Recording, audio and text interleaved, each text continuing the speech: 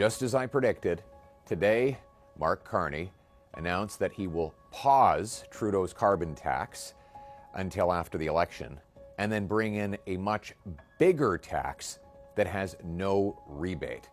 Mr. Carney has been Justin Trudeau's economic growth advisor, who's been saying for years that not only does he support a consumer carbon tax, but that he thinks the tax must be much higher.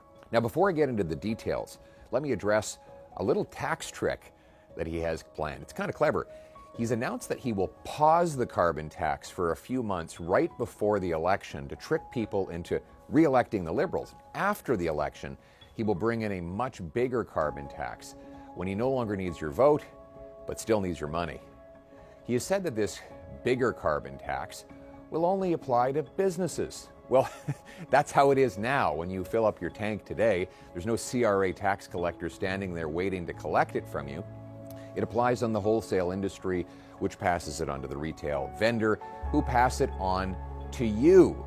Now, that is what he will do again, only this time it will be a much bigger tax, and he has admitted there will be no rebate to pay you back the cost.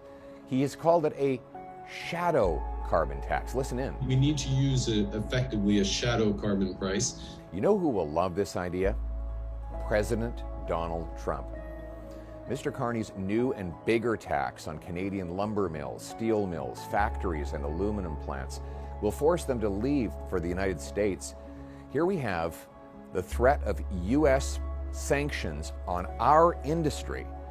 And Mark Carney thinks now is the time to hit our businesses with higher taxes? You can picture President Trump calling our businesses and telling them to move south of the border, where there is no carbon tax and where other taxes are dropping. Carbon Tax Carney will give you a pause in the Liberal tax for a few months just to get through the election. And then he'll bring in the mother of all carbon taxes, a job-killing, inflationary carbon tax that will drive jobs into the hands of President Trump. My common sense plan will axe the tax for everyone forever. I'll also axe the sales tax on home building to save you up to $50,000 on a new home. Finally, we'll cut income taxes so hard work pays off.